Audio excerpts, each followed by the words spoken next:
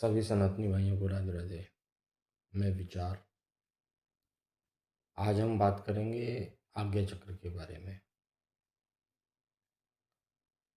आज्ञा चक्र हमारे शरीरी चक्र के क्रम में छठवां चक्र है। इसके बाद दो चक्र और हैं, मनस और सहस्त्रार। वैसे तो सभी लोग 7 चक्रों के बारे में सुनते हैं, लेकिन एक छुपा हुआ चक्र और है जो आज्ञा चक्र और सहस्त्रार के बीच में यहाँ स्थित है, जहाँ पे आत्मा का निवास स्थान माना जाता है। इसको मनस चक्र बोलते हैं। जब शिव सप्तऋषियों को इस सृष्टि में रहने का ज्ञान दे रहे थे और सिखा रहे थे, उनको बता रहे थे, तो वो धीरे धीरे ध्यान करते करते जब आज्ञा चक्र पर आए तो वो आज्ञा चक्र के बारे में बताते हैं। ये हमारे शरीर का छठवां चक्र है और ये हमारे दोनों भुक्तियों के बीच में, जहाँ पे महिलाएं बिंदी लगाती हैं, वहाँ पर स्थित है। तो शिव बताते हैं कि यहाँ पर एक बिंदु स्थान है, मतलब तारे का रूप है, सूर्य नहीं तारा, लेकिन वो प्रकाशमान तारा है, उसका ध्यान करना चाहिए। एक तारा जो बहुत ही प्रकाशित है वो यहाँ स्थित है। इसको आज्ञा चक्र बोलेंगे। और योग में बताते हैं कि ये 2 पंखुड़ी वाला कमल है। इसका बीज मंत्र ओम है। ओम। और तारे के रंग का ही इसका श्वेत रंग का निर्मल प्रकाश है, वही जो हमारी आत्मा का प्रकाश है। और यही प्रकाश बाद में सहस्त्रार तक जाता है। तो अभी तक हमने सीखा कि हम अपने नीचे वाले मूलाधार, अपने स्वादिष्ठान, अनाहत और विशुद्धि से होते हुए आज्ञा चक्र तक पे आ रहे हैं। तो हमारी जो ऊर्जा है, वो जो हमने मूलाधार पर एकत्रित की थी, वो उठती उठती यहाँ तक आ चुकी है, विशुद्धि तक। और हमारी सुषुम्ना यानी कि हमारे रीढ़ के बीचों बीच से होती हुई, सुषुम्ना नाड़ी से होती हुई आज्ञा चक्र पर आ रही है। आज्ञा चक्र को कहते हैं कि ये हमारे शरीर का कंट्रोल रूम है। यहीं से सारे विचार उत्पन्न होते हैं और यहीं पर हमारे मन में दिखाई देते हैं। यहीं से हम विचार प्रक्रिया को शुरू कर सकते हैं। आज्ञा चक्र का मतलब हो गया कि इस चक्र पर जो शक्ति है वो ही पूरे शरीर पर कंट्रोल करती है और शरीर के हर अवयव को, हर अंग को क्रियाशील रहने का आदेश देती है कि उसको कैसे कार्य करना है, चाहे हम सोए हों चाहे हम जगे हों। धीरे धीरे उसका प्रभाव इतना भी होता है कि वही जो हमारे कर्म हैं वो हमारे आसपास के लोगों पे और हमारे कर्मों में परिलक्षित होते हैं, दिखाई देते हैं, और उसी के हिसाब से हमको रिजल्ट मिलता है, प्रतिफल मिलता है। तो इस चक्र पे कंट्रोल करने का मतलब है, अगर ये चक्र शक्तिशाली हो तो शरीर में बाकी सारे चक्र इसका अनुसरण करेंगे, सही से कार्य करेंगे और शरीर के सारे अंग प्रत्यंग और हमारे कार्यकलापों में शुद्धता आएगी। अभी तक हमने किया मूलाधार पर, जो हम अपने श्वास को रोकते थे, वहीं से रोकते रोकते हम विशुद्धि तक आएंगे पूरे ध्यान में। और फिर वहीं से उस ऊर्जा को उठाते हुए हम कल्पना करेंगे कि वो हमारे आज्ञा चक्र पर ठोकर क्रिया के हिसाब से, क्रिया योग में वहाँ तक आ रही है, हमारे रीढ़ से होती हुई। श्वास भरेंगे,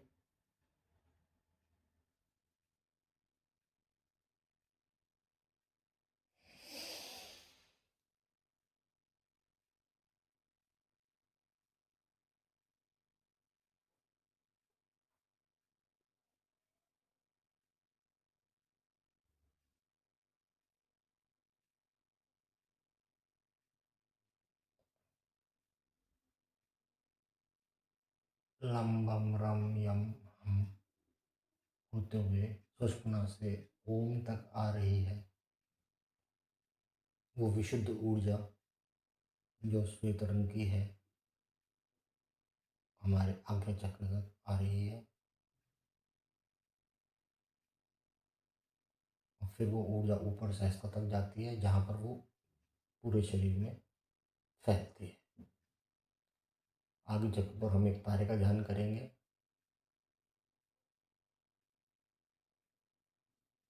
और दो पंखुड़ी वाली कमल और ओम की ध्वनि का मन ही मन उच्चारण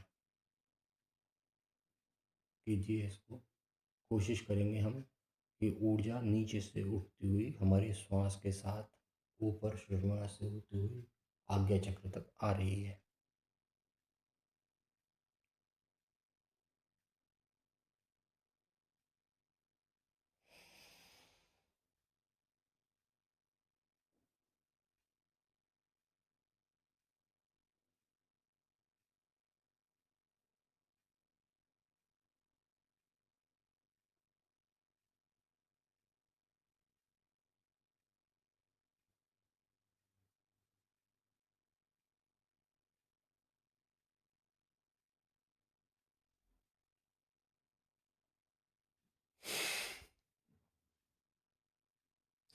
जितनी शक्ति हो उतनी देर तक वहाँ पर सांस को रोकें।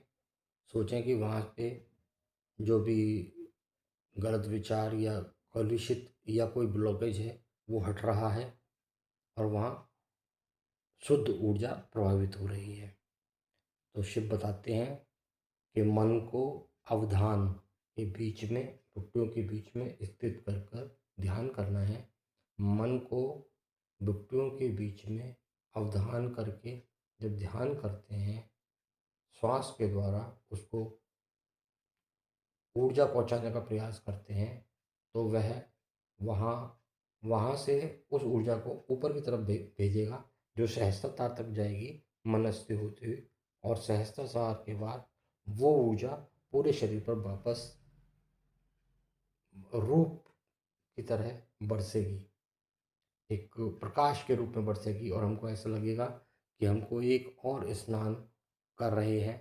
उस रोशनी में हमारा शरीर का अंग अंग नहा रहा है और कोशिका, एक एक कोशिका, एक एक सेल वो जगमग हो रहा है, जिससे हमें ओज की प्राप्ति होती है। हमारी वाणी में, हमारे विचारों में वो सत्यता, वो पवित्रता आती है। श्री कृष्ण ने बताया, ये तो शिव ने बताया, श्री कृष्ण ने बताया गीता में कि नाक की फूंकनी पर ध्यान लगाओ। इस आगे चक्र को जागृत करने के लिए सबसे अच्छा है थोड़ा त्राटक का अभ्यास, जो नाक की फूंकनी पे अपनी दोनों नेत्रों की दृष्टि को देख के नाक की फूंकनी पे किया जाएगा। और दूसरा इसका सहायक विधि है, हम शांभवी लगाएं। शांभवी के बारे में मैं पहले बता चुका हूँ।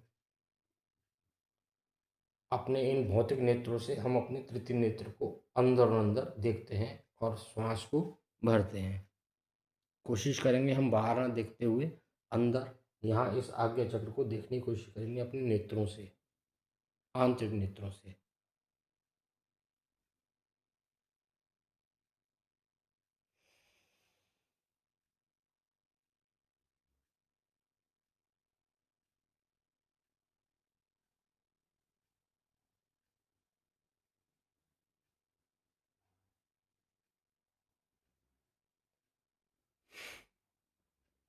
ऐसा शुरू में 2 बार करें और ये मन में विचार करें कि वो ऊर्जा चारों ओर फैल रही है, आगे बढ़ रही है। इससे, ये शांभवी है, इसको भी 2 बार करें।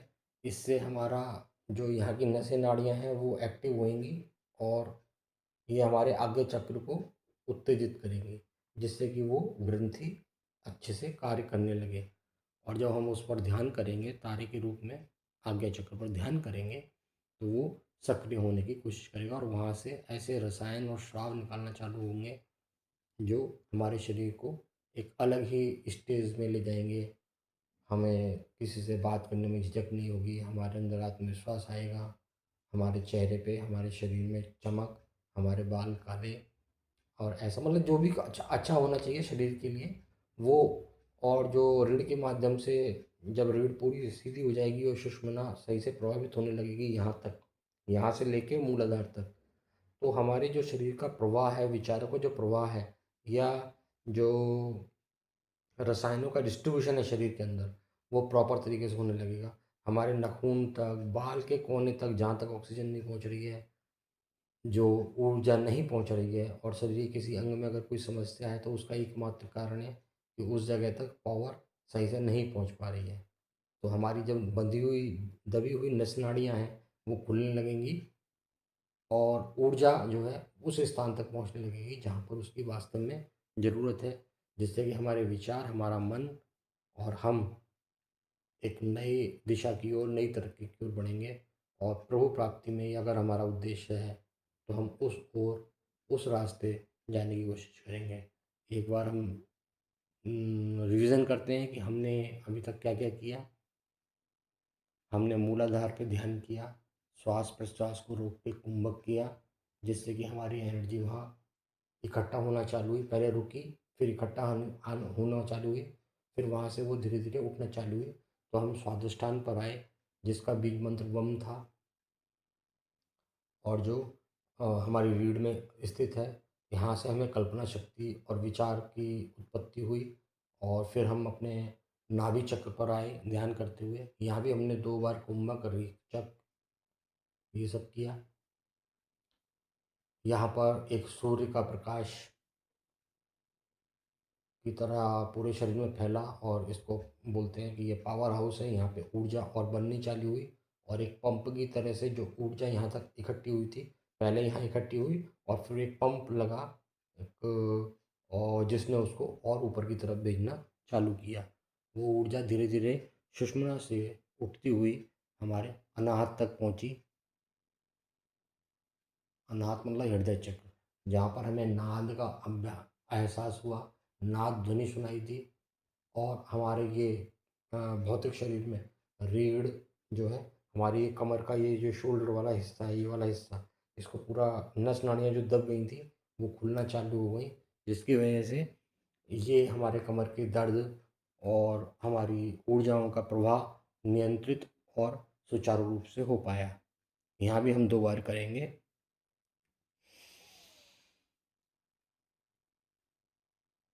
पूरा ध्यान यहाँ, हरे रंग का प्रकाश, बीज मंत्र यम यम यम यम। यहाँ से होती हुई ये ऊर्जा विशुद्धि तक आई और विशुद्धि के बाद जहाँ का बीज मंत्र हम था और रंग नीला था, वो प्रकाश नीले रंग में परिवर्तित हो गया है, जो हमारी सुषुम्ना से होते हुए यहाँ तक आया। जो ऊर्जा, यहाँ भी हमने 2 बार कुंभक श्वास प्रश्वास के द्वारा किया।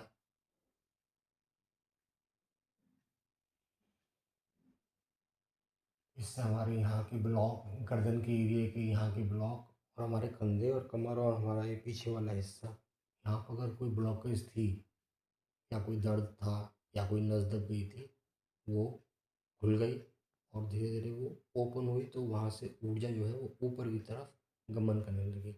वो ऊर्जा बहते बहते यहाँ आज्ञा चक्र तक आई। अब हमने आज्ञा चक्र पर ध्यान किया, एक। दूसरा, ये ऊर्जा नीचे वापस ना जाए, इसके लिए हमने मूलाधार पर मूल बंध लगाया, जो मैंने आपको बताया था, मूल बंध लगाया, उड्डयन बंध लगाया, जलंधर बंध लगाया गले में, ऐसे बंद करके। यानी कि जो ऊर्जा यहाँ से यहाँ तक ऊपर उठते हुए यहाँ तक आई थी, वो अब नीचे ना जाए, ऊपर थोड़ी देर बनी रहे। तो हमने मूलाधार लगाया,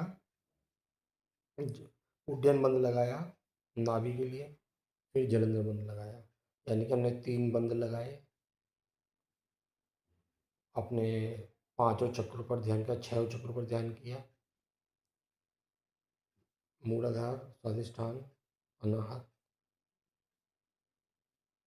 विशुद्धि, आज्ञा, 5 चक्र, 3 बंद, मूल बंद, जलंधर बंद, उड्डयन बंद, जलंधर बंद। 2 मुद्राएं, खेचरी और त्राटक, खेचरी और शांभवी, और एक त्राटक, जिससे हमें एकाग्रता बढ़ाने के लिए जो हमने यहाँ नाक की भूमि पे किया, ये हमने अभ्यास किए। आहार में अ, कहते हैं कि 8-16 घंटे का उपवास रहना चाहिए बीच में। कोशिश करें कि अपने आहार को कम से कम करते चले जाएँ, जिससे कि आपकी ऊर्जा शुद्ध होने लगे और शरीर को उस भोजन को पचाने के लिए ज़्यादा ऊर्जा खर्च ना करनी पड़े। इसमें सहायक है मौन, व्रत और ध्यान और प्रभु की भक्ति, श्रद्धा। आज्ञा चक्र पर ध्यान करें, जिससे हमें इन सभी चक्रों पर और अपने शरीर पर पूर्ण कंट्रोल प्राप्त होगा। इसके बाद हम यहाँ से मनस चक्र पर जाएँगे, फिर सहस्त्रसार पर जाएँगे और बताएँगे वहाँ क्या अनुभव है। आज्ञा चक्र पर आपको थोड़ा संकुचन जैसा खिंचाव महसूस होगा। आज्ञा चक्र पर तेज प्रकाश दिखेगा। पहले काला रंग ही दिखेगा, काला ही दिखेगा, बाद में आपको प्रकाश दिखेगा। और अगर ये सक्रिय हो जाता है तो कहते हैं कि फिर इस ब्रह्मांड में जितना भी ज्ञान है, कुछ भी जानने की शेष नहीं रहता, कुछ भी पढ़ने की आवश्यकता नहीं होगी।